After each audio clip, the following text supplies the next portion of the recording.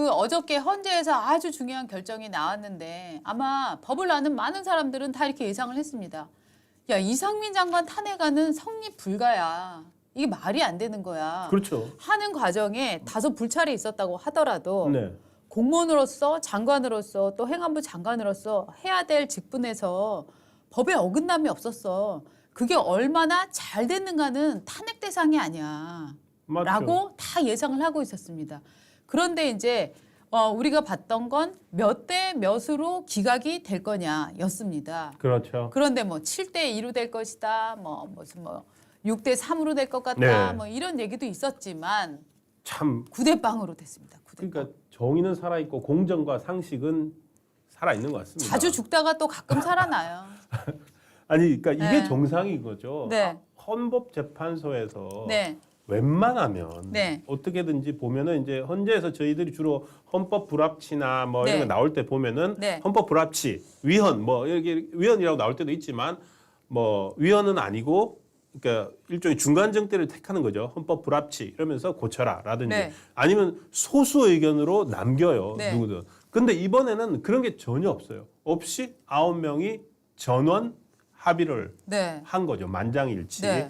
이렇다 그 점이 오히려 더 탄핵을 주도했던 민주당이나 네. 이런 쪽으로서는 되게 오히려 민주당이 좀 당황해야 할 것도 같은데. 그렇죠. 9대 0이라는 건 정말 이거는 완전한 네. 법을 아는 사람들은 이렇게밖에 판단을 할 수밖에 없었다 하는 거를 사실 보여주는 거잖아요. 그렇죠. 더구나 네. 지금 민주당이 멘붕이 올 수도 있는 게 뭐냐면 지금 현재 헌법재판소 구성이 네. 9명의 헌법재판관들은 네. 누가 한번 대부분 보여드리죠. 만들었느냐? 네. 문재인 대통령이 임명한 사람들이 대부분이에요. 네네. 재판관 그 구성 한번 같이 보고 지금 가시죠. 한번 볼까요? 네. 헌법재판소 재판관 아침에 급하게 나무위키 거, 요겁니다. 네. 지금 저 옆에서 유남석 소장부터 해갖고 총 9명이 있습니다. 네. 9명이 있고 가운데 임기가 있고 제일 오른쪽 보시면은 지금 저 화면상으로 박은주 에디터 쪽으로 저기 임명을 누가 했냐가 네. 나옵니다. 그것만 쫙 불러드리죠 예. 뭐. 문재인 대통령 쭉 내려와서 지명 자체도 그렇죠. 예. 지명 자체도 뭐 지명을 김명수, 봐야 됩니다. 지명을 보시면 김명수, 문재인 대통령, 자유한국당, 바른미래당 저 두 더불어민주당. 개만 이제 야당으로 봐야 되는 거죠. 그렇죠. 당시에. 네네네. 그리고 이제 더불어민주당, 네. 그다음에 문재인 네. 또 내리십시오. 문재인, 김명수 대법원장, 김명수. 그러니까 그렇죠. 즉 저 내용을 보면 민주당, 문재인, 김명수가 네.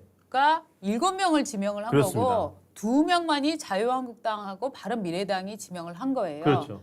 그렇죠. 그러니까 임명으로 네. 봐도 7대2. 그러니까 네. 예를 들어서 윤석열 대통령 시절에 2명이 새로 임명됐지만 네. 그분들을 추천한 사람은 김명수 대법원장이고 네. 그리고 문재인 대통령 시절에 그 나머지 7명이 임명됐는데 그 중에 또 2명은 네. 자유한국당이랑 당시 바른미래당인데 그렇죠. 어쨌든 이렇게 보나 저렇게 보나 7대2니까 네. 예상할 수 있는 거는 네. 뭐 최소한 뭐 7대2는 아니고 7이 다수니까 민주당 입장으로서는 자기들이 다수라고 생각을 했을 수가 있겠네요. 그렇죠. 당연히 그러니까 지금 탄핵을 현재 구성 자체가 네. 기본적으로 좌냐 우냐를 따지면 기본적으로 무게 중심이 그래서 왼쪽으로 가 완전히 있다. 쏠려 있다라고 지금 얘기를 하고 있는 그렇죠. 거잖아요. 예. 그러니까 그런 헌재 구성에서도 네. 도저히 이것은 네. 최소한의 그 아무리 힘들게 어렵게 그렇게 보려고 해도 네. 도저히 볼 수가 없었던 사안이네요. 네. 그런데 저는 뭐 이게 저 이상민 장관 탄핵안이 기각될 것이다 네. 하는 것은 많은 분들이 법을 아는 정말 상식이 있는 많은 사람들이 생각을 했었던 부분인데 그렇습니다. 네. 저는 여기에서 한 발 더 나가서 예. 헌재가 이태원 사고를 어떻게 보고 있나 네. 이 지점이 어저께 예. 이 저 결정문에 나왔는데 저는 그 부분에 굉장히 눈이 많이 꽂혔습니다.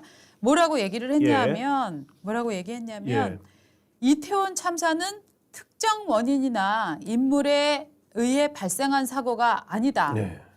다만 재난안전법상 주체자 없는 축제의 안전관리와 매뉴얼이 명확하지 않았고 예. 각 정부 기관이 대규모 재난에 통합 대응 역량을 기르지 못했다. 네. 재난 상황에서 행동 요령 등에 관한 충분한 홍보나 교육, 안내가 부족했던 점이 총체적으로 작용한 결과이므로 예. 규범적 측면에서 그 책임을 피청구인에게 돌리기는 어렵다. 즉 보십시오. 딱 전문장만 하나를 보면 예.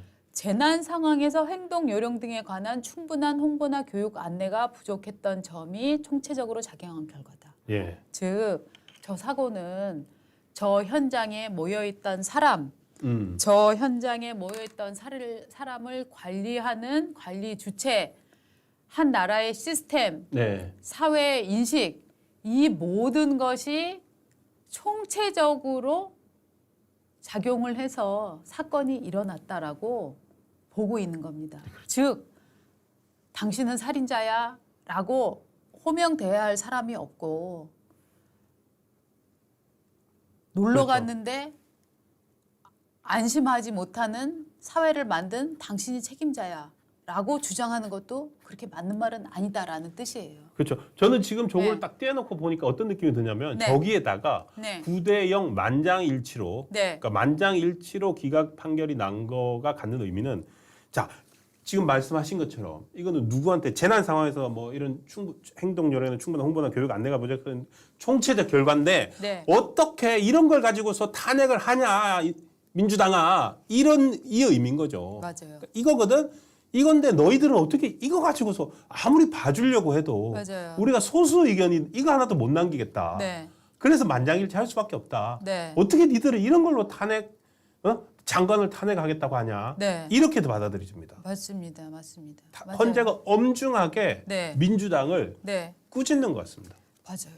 네, 진짜 이거는 헌법재판소의 재판관들은 이태원 사고를 특정 사람의 잘못 때문에 일어난 것이 아닌 우리 사회의 총체적인 구조적인 문제를 보고 있다. 예. 거기에는 그 지역에 갔었던 사람들의 안전에 대한 부주의 같은 것도 짐작할 수 있는데 그건 역시 개개인의 잘못으로 돌리기보다는 그런 것들을 미리 예방적 교육을 통해서 그러니까. 우리가 대비를 했어야 되는데 그걸 못 해냈다 하는 얘기입니다.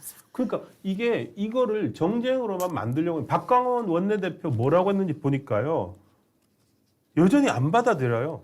탄핵 안 됐다고 예? 헌재 결정 존중한다. 하지만 탄핵 안 됐다고 해서 모든 책임으로부터 자유로울 수는 없다. 아이고 됐고 너네 그 탄핵 중독증은 어떻게 하면 좋니라고 또 얘기하시는 분도 계실 거예요. 지금 박근혜 전 대통령 탄핵 이후에 이 민주당이 탄핵으로 뭔가 좀 뒤집어 보겠어라고 지금 시험을 한번 간을 보려고 한 게 지금 이상민 장관 탄핵안 아니었습니까? 그런데 다행히 이 간보기에서 간을 이렇게 보다가 손가락이 잠깐 부러질 뻔한 지금 상황이 지금 발생한 거 아닙니까? 예의 요놈 막 이러면서. 근데 절대 저 뭐라고 그럴까요? 탄핵 본능? 예. 탄핵 본능을 안 숨기는 것 같아요. 예, 앞으로도 계속 이제 요 탄핵 협박을 하겠죠. 예, 계속 예. 탄핵 얘기를 할 것 같아요. 네. 근데 이런 제도, 그 국민이 선출한 국회의원이 자꾸 이렇게 국민이 선출한 대통령이 임명한 장관을 계속 탄핵시키는 거 말입니다. 요거 상습적으로 이런 행위하면 어떤 제재를 가할 수 있거나 이거는 일종의 사보타지 혹은 일종의 파업 같은 거를 위해서 그러니까 네. 이게 예를 들어서 지금 국회에서 통과된 파업 노란봉투법이 뭡니까? 네. 파업하는 동안에 네. 그 생산의 차질을 빚어가지고 네. 기업에 피해가 갔을 때 그걸 노조한테도 책임을 묻게 하잖아요. 네. 그럼 예를 들어서 탄핵 소추를 해가지고 지금 네. 이상민 장관 같은 경우 167일 동안 어쨌든 행정 공백 상태가 생겼는데 네. 그 공백으로 인해서 발생한 피해를 네. 만약에 산정할 수 있다면 예를 들어 지금 행안부 장관 그 167일 공백 있는 동안에 큰 사고들이 많이 났지 않습니까? 네. 그만 그거에 대해서 발빠르게 대처할 수 있는데 예를 들어 늦어진 것들을 증명할 수 있다면 그거에 대해서 책임을 그러면 민주당한테 물을 수 있는 방법도 마련을 해놔야죠. 자기들은 쪽수 있고 마음대로 탄핵할 수 있으면서 탄핵해갖고 안 되면은 알았어 다음에 또 하지 뭐 이렇게 하면 안 되고 그거에 대한 피해자라고 주장할 수 있는 누군가 나와야 되지 않을까요? 그러니까요. 국민들이 예를 들어서 뭐 할 수 있는 방법 없을까요? 그러니까요. 이 탄핵 중독증을 이거 정말 고쳐야 됩니다. 이러지 탄핵 중독증을 고치지 진짜. 않으면 나라가 끊임없이 장관 없는 나라 혹은 대통령이나 국무총리가 흔들리는 나라 이런 나라가 되는 거잖아요. 그렇게 만들어 버릴 수 있는 거죠. 그거는 이렇게 탄핵을 한다는 거는 사실은 국민의 투표의 결과를 부정해 버리는 거예요. 그렇죠. 그렇죠? 국민의 최종적 의견을 부정해 버리는 이 탄핵 중독증. 요거 어떻게 손모가지를 고쳐야 손모가지를. 되는지 요거 한번 연구들 해보셔갖고 좋은 답이 있으면 댓글로 좀 올려주시면 감사하겠습니다. 예. 집단 청원이라도 하든지. 네, 네. 그러니까 이게 이렇게 해서 기각이 됐는데 사실 생각해 보니까 그냥 넘어가기는 안 네. 되는. 그냥 넘어가면 안 될 것 같은데요.